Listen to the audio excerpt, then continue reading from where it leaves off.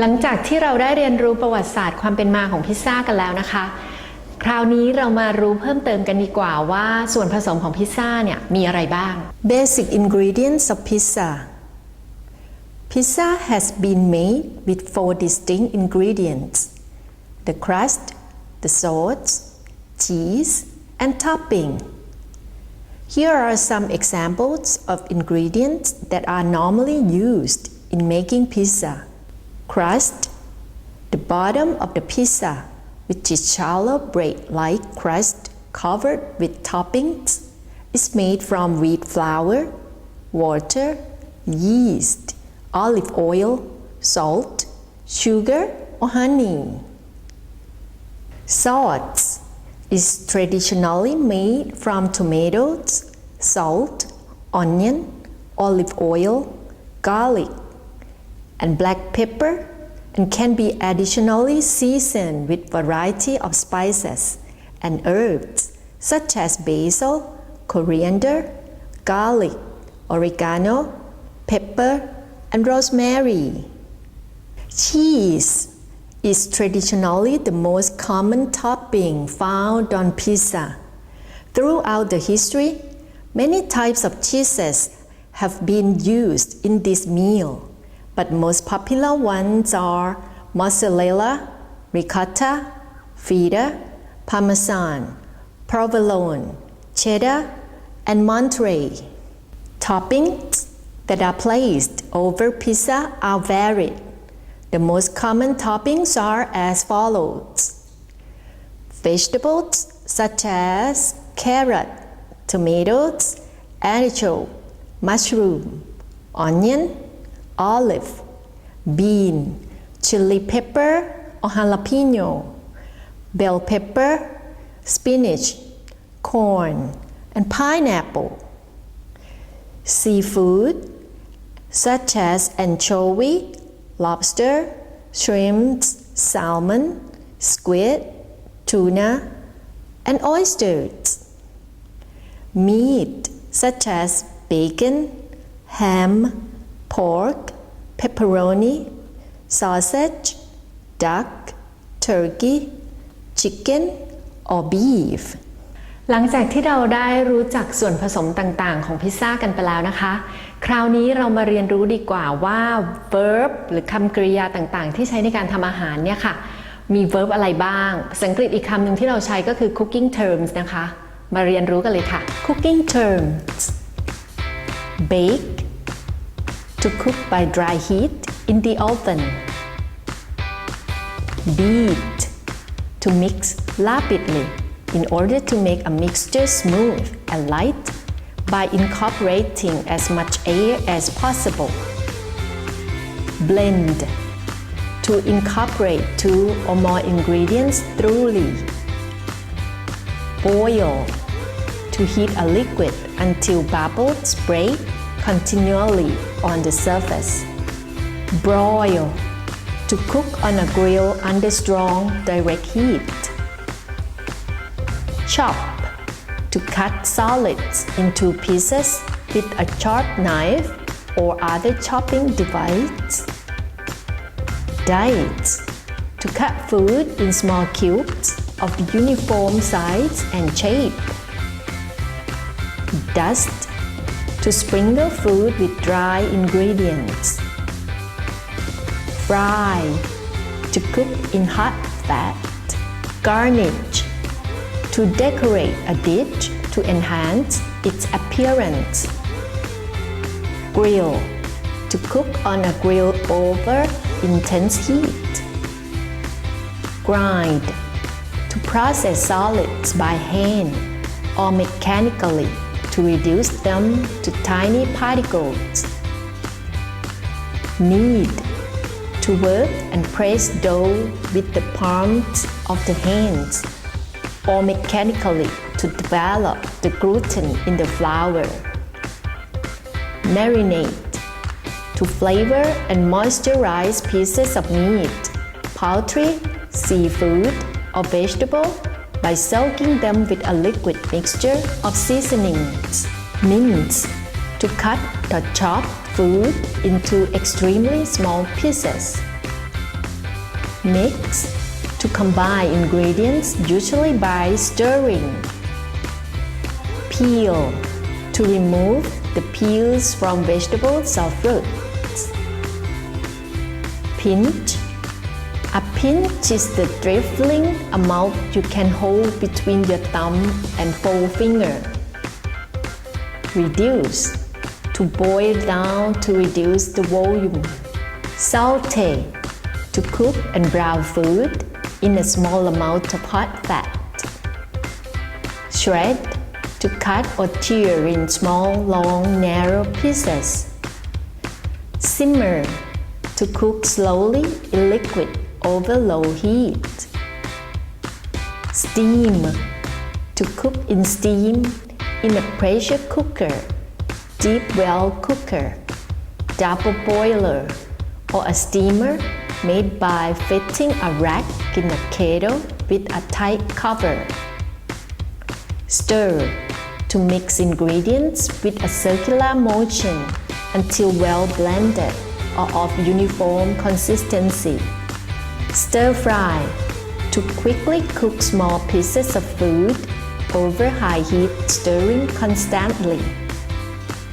Whisk, to beat ingredients such as heavy or whipping cream, eggs, salad dressings, or sauces with a fork or whisk to mix, blend, or incorporate air.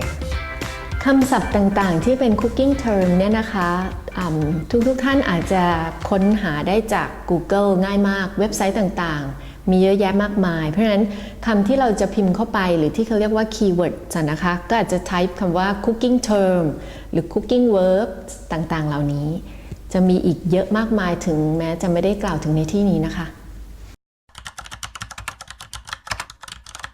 Hi, I'm Joe Bennett and welcome to The Rookie Cook.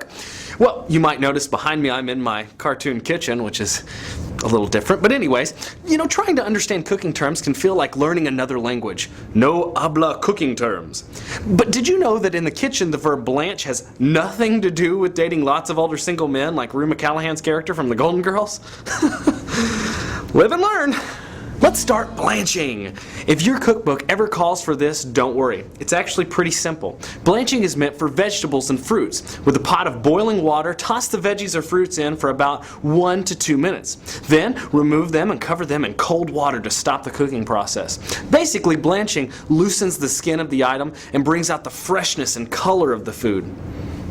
Next up, let's get basted. Oh, I'm so basted. Basting is the next term. Basting is simply pouring or brushing some type of liquid like wine or water over meat or poultry as it cooks. Basting preserves moistness and adds flavor. Sometimes, well, you just gotta get basted. Our next term is blend. If you don't know what that means, you might need more than the rookie cook. Moving on. Caramelize is a cooking term that sounds like it would involve caramel. Unfortunately, it does not. To caramelize, you cook foods like onions or garlic cloves until the sugar in them browns. This brings out the sweetness in foods and adds some color to your meals. If you like to bake, you might see the term cream. By combining butter, sugar, egg, and flavoring in small amounts as you mix, your food becomes light and fluffy. Our last term of the day is dredge. This sounds like an unpleasant experience, but don't worry, I'll be gentle as I explain. To dredge is to simply coat meat or vegetables into flour or breadcrumbs or some other dry substance. I'm such an expert in the art of dredge that many call me Judge Dredge, which is a reference to a really bad movie starring Sylvester Stallone. I am the law. Thanks for watching The Rookie Cook. I'm Joe Bennett. If you have any questions concerning the kitchen or cooking, let us know in the comment section and we might turn it into an episode. And before you leave, you see that subscribe button? Yeah, that one. Just go ahead and click on that. Hi, I'm Joe Bennett and welcome to The Rookie Cook. Alright, I need you to knead that dough, julienne that carrot, poach those eggs, and saute those potatoes. Now, go! Alright, if you didn't understand most of that, then this episode is for you as we help you understand more cooking terms. And there will be a quiz at the end, so pay attention. Our first term is one you will need to know. Get it? Need to know. What I'm trying to say is the cooking term knead is important. Kneading is used in the process of making bread. The key is mixing flour and water as you knead, which makes the dough elastic and smooth. You can use a mixer, a bread maker, or you can use your own hands. It slices, it dices, it makes julienne fries. If you have no idea what that means, it's okay. I never knew what julienne fries were until recently, but now that I know, I plan on using that term in regular everyday life. Julienning involves taking a food item, typically like potatoes or carrots, and cutting them into long, thin strips. French fries. Poaching is typically an illegal activity, but in the kitchen, you can poach all you want. Eggs are a common food that is poached. Basically, you take the food and cover it with just enough water, wine, or whatever liquid you choose, then gently simmer it. Don't boil for just a short amount of time. Instead of illegally hunting animals, how about you poach eggs instead? Our final cooking term involves a shallow pan and some fat. Sounds delicious already. You can saute vegetables or meats in a shallow pan with a small amount of fat or olive oil on relative high heat. This will brown the food item fairly quickly, so be careful you don't burn it. Alright, I promised there would be a quiz at the end of today's episode. Here's the question. How can you ensure you never miss an episode of The Rookie Cook? That's right! Hit that subscribe button. I'm Joe Bennett and thanks for watching The Rookie Cook. Now the next one is grate. Grated cheese. Wow, I totally love it. Now grate means to shred food items, okay, to shred probably cheese or even probably chicken. So you shred it with the help of a grater. You know, you have these graters. I wish I had it with me. I could have showed it to you. But maybe you can just have a look at this picture here. So, grate means to shred food with a shredder, okay, or with a grater. It's either called a shredder or a grater. So,